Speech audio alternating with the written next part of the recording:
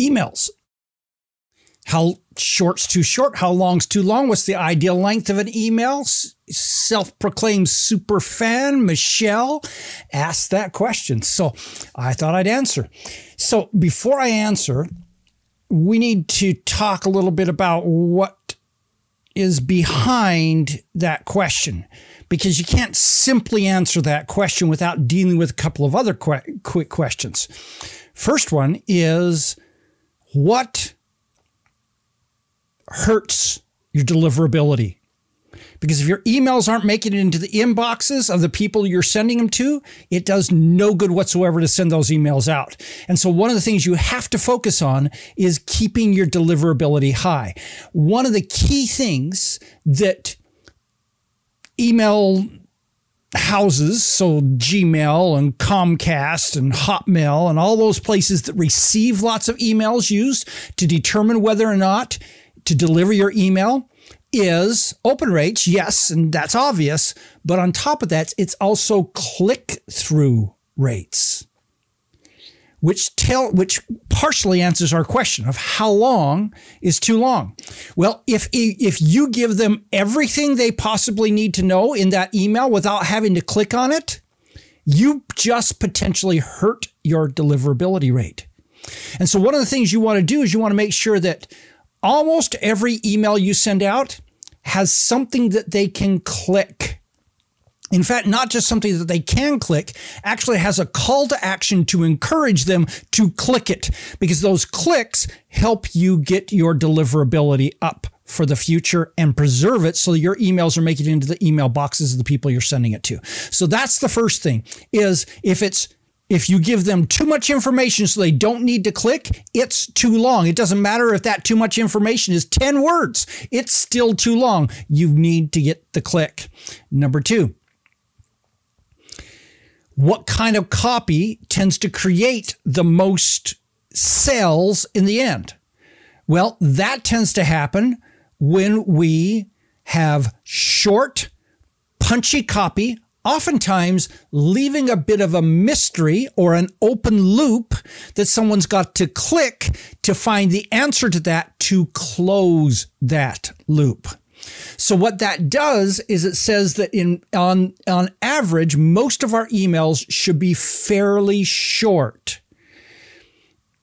My personal preference is no more than 200, 250 words. In most cases, no more than 100 words.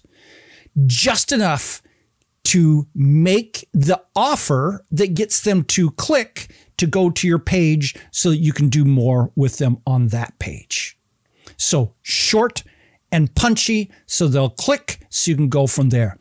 And that also is the answer to the third question of what types of emails tend to generate the highest conversion in the end.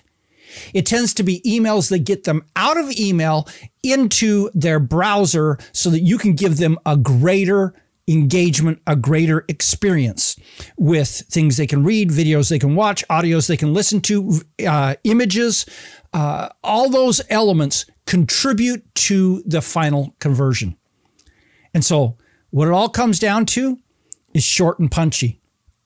One sentence paragraphs, each paragraph leading into the next, logically taken down through the story arc that ends with having to click to close that loop. Oftentimes 3 to 7, maybe 10 one-sentence paragraphs. That's it, going to a click. There you go, Michelle.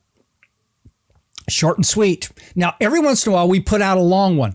And sometimes when you send out a lot of emails, a long one can actually be a pattern break. And that can be a good thing.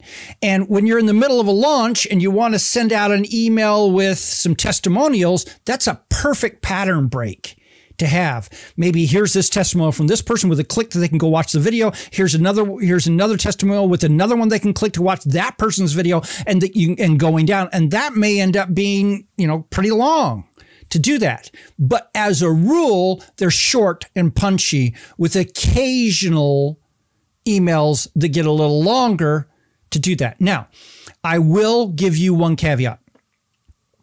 Some people, especially master storytellers, tend to be a little longer. And they may be 250 to 400 words in a typical email. There's nothing wrong with that, as long as you're still getting clicks at the end. It all depends on your personal style and, more importantly, your relationship that you've set up with your customer. If your relationship is such that they are used to going through this longer story and you can still get them to a click at the end, that's perfect. Go ahead and do it. These things are all rules of thumb. But if you're not yet a master storyteller and don't yet have a great relationship with your customers, you may want to start with shorter emails, punchier, going to that click. In fact, that also says something about what your introductory series ought to be. Shorter emails, and then build out longer as you build your relationship with them further. All right. Hope this helps. This is Don Crowther saying, just go do this stuff.